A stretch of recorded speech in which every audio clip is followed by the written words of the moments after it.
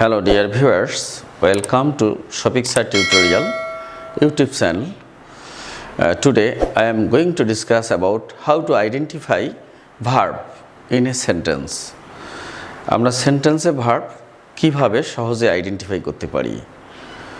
যদিও এটি একটি অত্যন্ত সহজ বিষয় ভার্বগুলোকে খুঁজে বের করা, তারপরেও কখনো কখনো বুঝতে বেশ অসুবিধা হয়।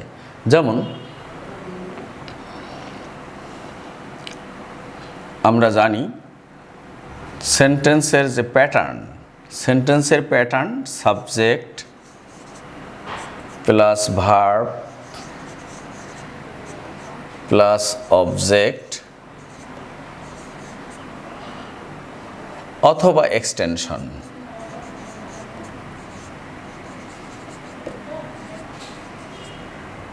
তো সাবজেক্ট ভার্ব অবজেক্ট অথবা এক্সটেনশন। যেমন আমি এখানে একটা উদাহরণ দিয়ে বোঝাচ্ছি।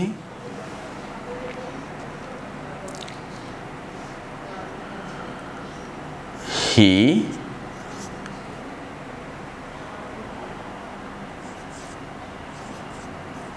walks on the street. He walks. এখানে সাবজেক্টের পরেই আমরা সহজে বের করতে পাচ্ছি যে ওয়াক্স এখানে সাবজেক্ট এবং এটি আন্ডারলাইন করা থাকলে এটাকে আমরা বলবো ভার্ব। তো এই ভার্ব খুঁজে বের করা বেশ সহজ, কিন্তু কিছু কিছু সময়ে আমরা ভার্বকে আইডেন্টিফাই করতে ব্যর্থ হই যখন সেগুলো অন্যভাবে সেন্টেন্সে ব্যবহৃত হয়। আমি উদাহরণ দিয়ে দেখাচ্ছি। যেমন অয়েল, এই অয়েল শব্দটি আমরা জানি তেল। তাহলে তেল এটি একটি নাউন,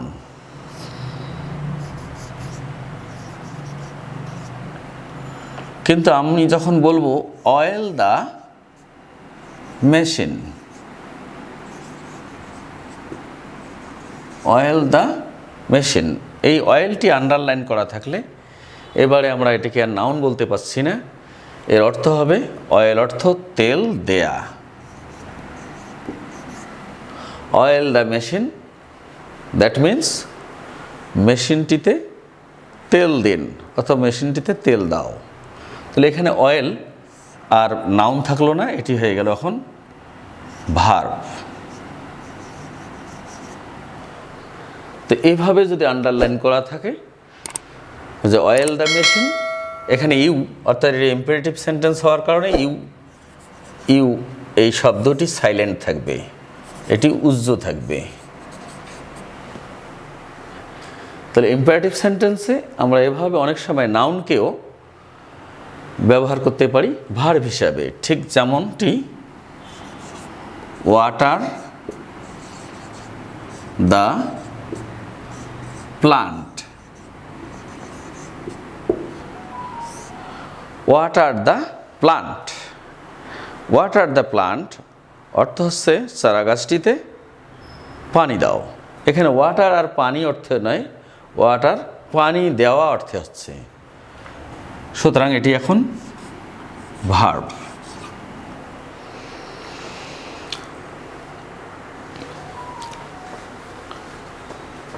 আবার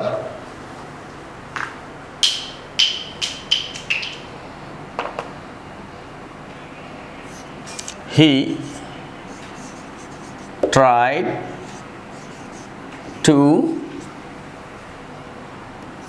right the wrong. Is right. Right যখন আন্ডারলাইন করা থাকলো, হি ট্রাইড সে চেষ্টা করলো, উদ্দেশ্য কি? To right the wrong.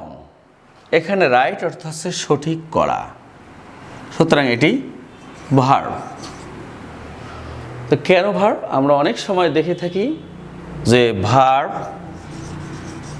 Plus two plus এরপরে আরেকটি ভার্ব, এই ভার্বটিকে আমরা বলি verb with infinitive. Verb with infinitive.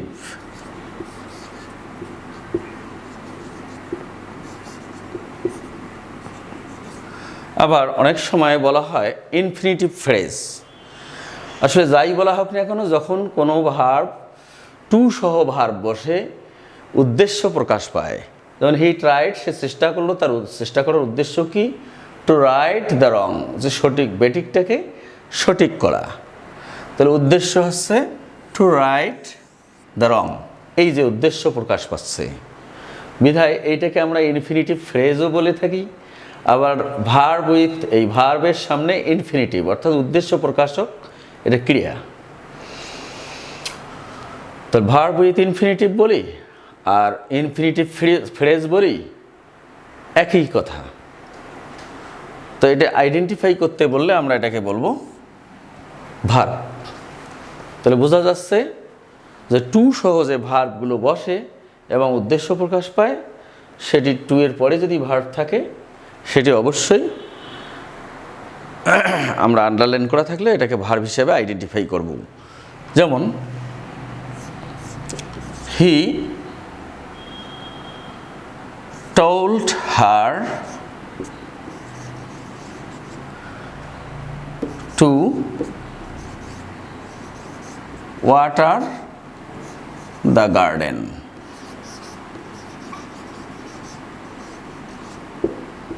এই যেখানে হি টোল্ড হার, সে তাকে বলল, কি করতে বলল?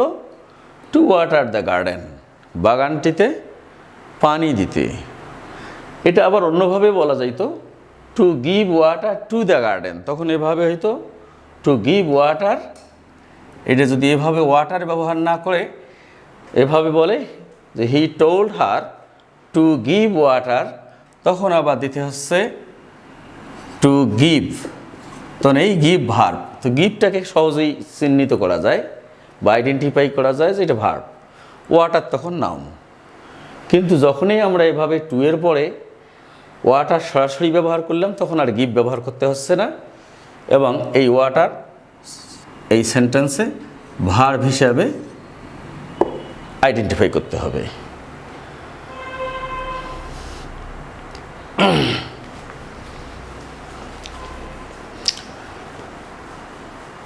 আচ্ছা, ইনফিনিটিভ ফ্রেজ, আমি ইনফিনিটিভ ফ্রেজ কথাটাই বললাম, এটা একটু মাথায় রাখতে হবে যে ফ্রেজ কত প্রকার। ফ্রেজ আমরা জানি পার্টস অফ স্পিচ 8 প্রকার, আর পার্টস অফ স্পিচ 8 প্রকারের মধ্যে শুধু প্রোনাউন ফ্রেজ হয় না, বাকি 7টা অংশই, যেমন noun phrase, adjective phrase, verbal phrase, adverbial phrase, adjective phrase, prepositional phrase, conjunctional phrase. ঠিক অনুরূপভাবে ইনফিনিটিভ ফ্রেজ, তাহলে phrase, infinitive phrase, participle phrase আছে। এগুলো আমি পরবর্তী ক্লাসে বা পরবর্তী ভিডিওতে আমি আলোচনা করব, আশা করি সেগুলো খেয়াল করবেন।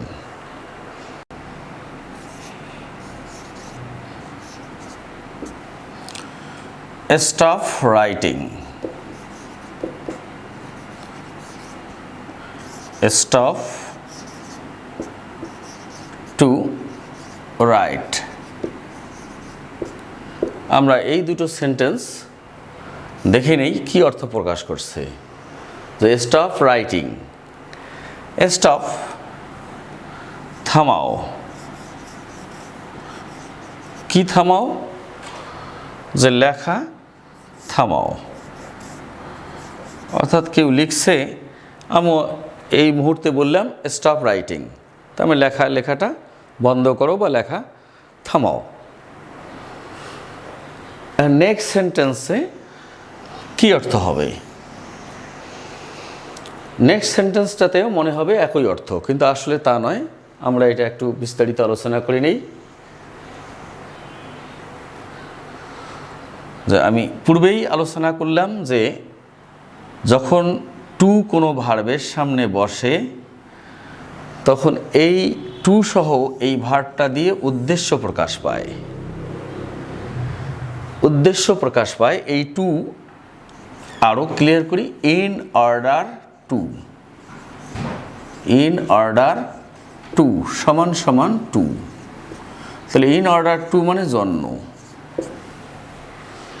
এখানে যদি বলতাম stop in order to right, যে থামো, কি জন্য থামবো? ইন অর্ডার টু রাইট, লেখার জন্য থামো। তাহলে আগে হলো লেখাটাকেই থামতে বলা হয়েছিল, স্টুডেন্ট লিখতেছিল, এমন সময় বলা হলো স্টপ রাইটিং। কিন্তু এবার স্টুডেন্ট বই পড়ছে, আমি বললাম যে স্টপ টু রাইট, যে লেখার জন্য থামো। এবার লেখানোর জন্যই থামতে বলা হলো। তাহলে এটি ভার্ব। আর স্টপ রাইটিং যখন বলছিলাম, থামাও, কি থামাবা? লেখা। তাহলে ওখানে stop verb, writing noun. Stop writing, stop talking, এগুলো সব প্রত্যেকটাই টকিং নাউন, রাইটিং নাউন। কিন্তু যদি আমি বলি stop to write, stop to talk, তো suppose someone is reading a book and in that moment I asked the student stopped to write. So he was reading that book, then he will stop reading and now he is ready to write something.